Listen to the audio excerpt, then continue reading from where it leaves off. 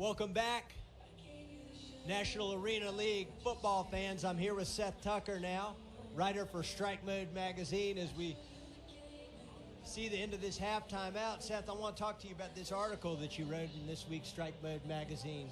Can you tell us a little bit about, starting with the title?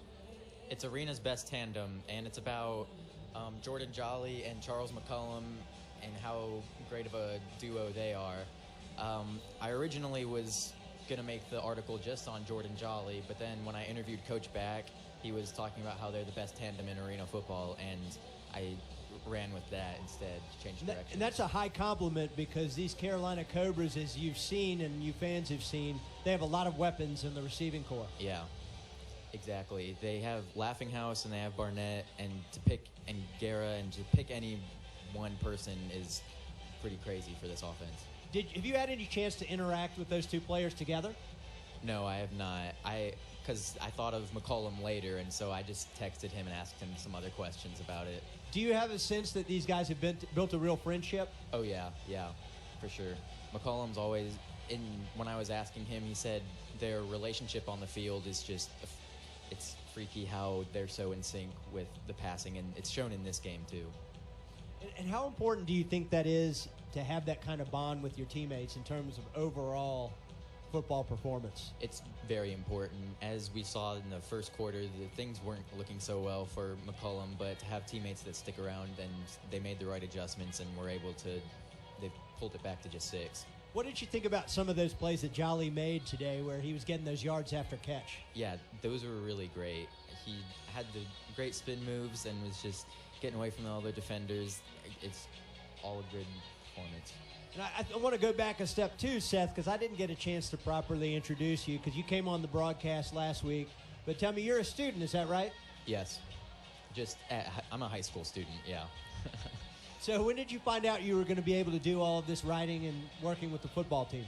Well, so when I came to the inaugural game just as a fan, and I was like, wow, this is awesome. So I went to their office, and I just asked if there was anything I could do. And I initially went in to do like Instagram and social media and stuff like that. But then the lady there just said, well, you could interview a player tomorrow, and you could write for the program this week. I was like, okay. And so that's why I've ended up liking sports writing a lot. Yeah, I always tell my students, I teach over at Bennett College, that sometimes networking is overrated. And what's underrated is just going and doing stuff, going down to a place. I think sometimes a lot of people, young people, make the mistake sometimes of just emailing people and not really going and walking to a place and meeting people and getting opportunities for yourself that way. Yeah. And what, will you be a senior next year? Yeah. Okay, and where do you go to school?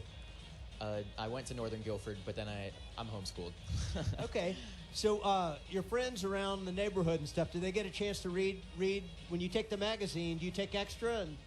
And yeah, I've showed my friends, and I've showed some other people from church and stuff, and they all think it's great. And what about your family? Do they stockpile the Strike Mode magazines? Yeah, for sure. My mom loves it. Well, all right. Appreciate you joining us. We're about to start this second half in just 2 minutes. I want you to tell us, what do you have going? I know you did some great series on defensive players. You'd sort of become a specialist on writing about defensive players. Yep. This week you chose 2 offensive players to write about. What's next? I'm not sure yet. I'm really not sure. They've been turning it around this second quarter. We'll see who stands out this week and next week against Maine. All right. Well, thank you, Seth Tucker. How do we get in touch with you? Do you have some form of social media? Yeah. So you can follow my Carolina Cobra fans Instagram account, Car Cobra fans, or you can just go follow Carolina Cobras and on Instagram, stuff like that. And how do we get links to some of your past articles if you're not in the arena to read the program? My articles are not online, but I do write the recaps and stuff and the previews now for the Cobras. So if you go on their website, you can read some of that. Yeah, and I do enjoy those because you have to tell the whole story of the game. Yeah, it's really hard. I tried not to make it boring. But you gotta have it make sense, and it's very, yeah. Have you noticed that just a little play or here or there changes the trajectory of a game? Oh yeah, for sure. We had Mike Green in the second quarter, had that interception. It's a shame he got injured, but that really changed the tempo of the game. Even though we just had the touchdown, and then the interception in the end zone led us to another score. What do you see in the second half? Any predictions? Well, I talked to Coach Back earlier this week, and he was saying they need to keep applying pressure on Espinoza, and they've been doing that really well with 3 sacks. I see the Cobras winning. All right, well, thank you, Seth Tucker. Appreciate you joining us. Will you come back next time? Yes, I will. All right, and you can follow him on all his social media. Make sure you get a hold of the Strike Mode magazine when you come out to the arena, or find some other way to get it. You can read all of his great articles. Keep up the good work. Yep, thanks for having me.